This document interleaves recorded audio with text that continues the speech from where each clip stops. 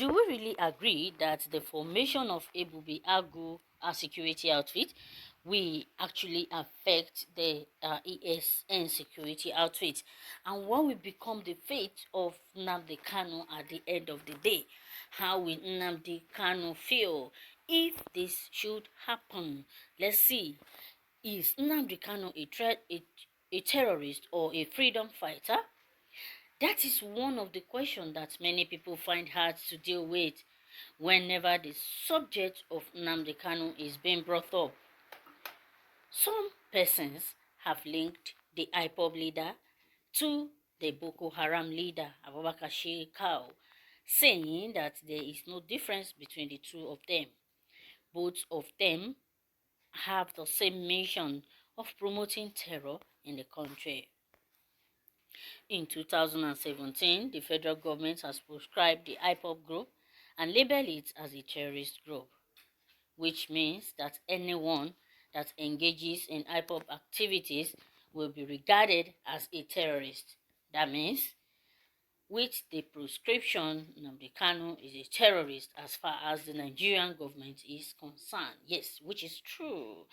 The Nigerian government, most especially the Southeast governors, have regarded and have been regarding NNAMDI KANU and his group, IPOB group, as terrorist group. The federal government has, labeled them as a terrorist group, and they consider them to be, condemned. They have condemned them. They condemn their activities and everything they do in the country. But the IPOB leader believes he is a freedom fighter who is fighting for the freedom of his people and has managed to win himself some followers in the Southeast who also see him as a freedom fighter. Yeah, he has many followers. He actually has many followers in the country, that is the southeastern part of the country. So many of them believe in him. They believe in what he can do. They believe in his agitation. They believe in his steadfastness and the activities he is carrying out.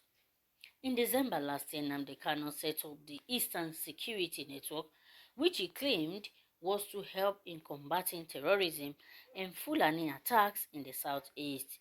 But in recent times, some of the activities we have seen, the ESN engage in totally negate what NNAMDI KANU claims.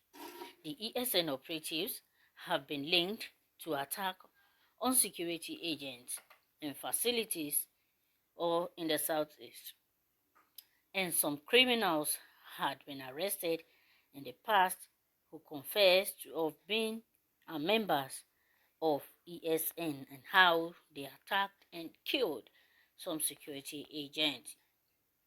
To a very large extent, you will agree with this statement that the ESN, when they started, they were not as active as they are now.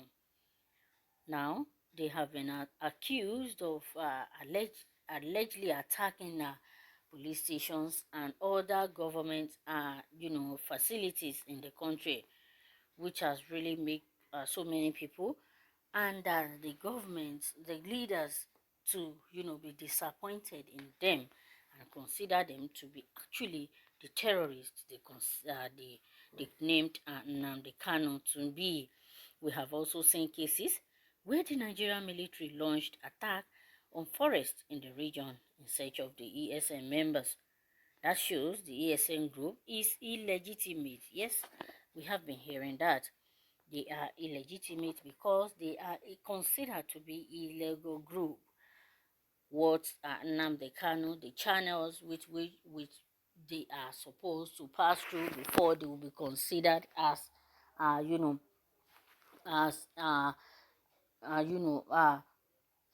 a group that is fighting for freedom, and as a group, a network, a security network, they did not go through the channels, and therefore they have been considered as a terrorist group.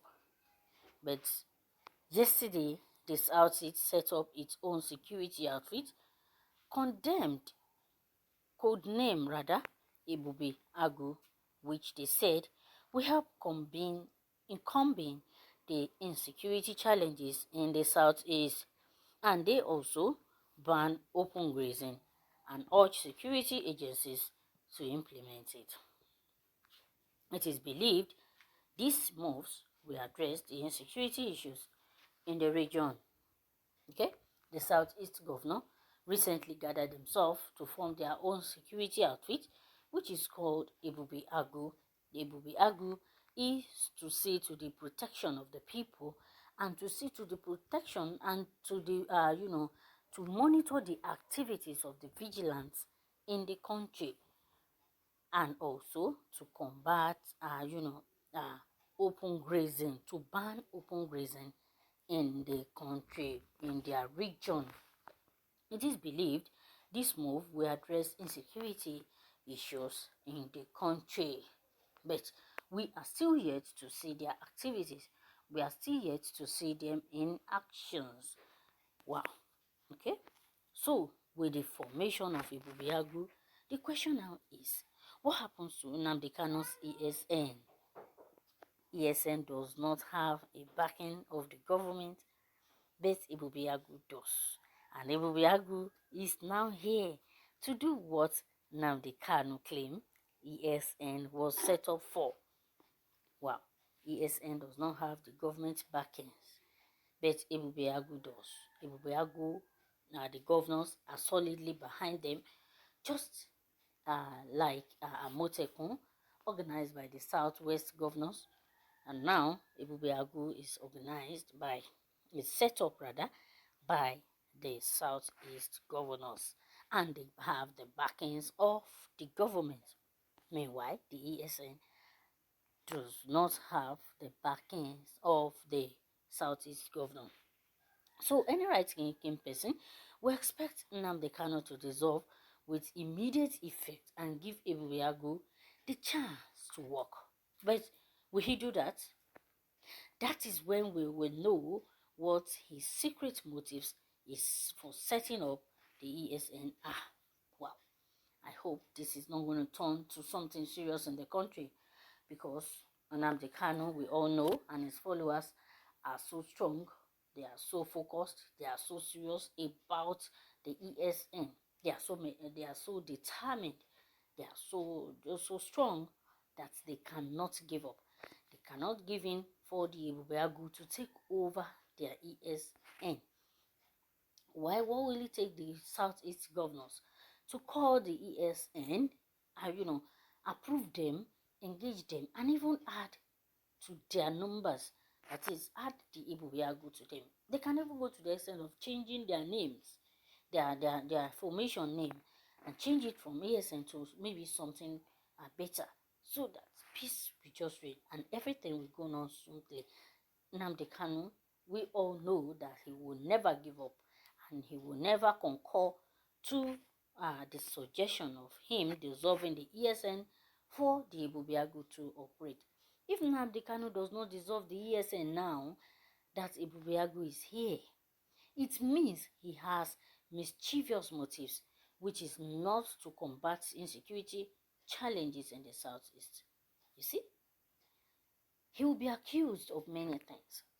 Should anything happen to EBUBE-AGU group, NNAMDI KANU will be held responsible for anything that happens. For any incident that happens to them, he will be held responsible, and they will surely be after him and his ESN group.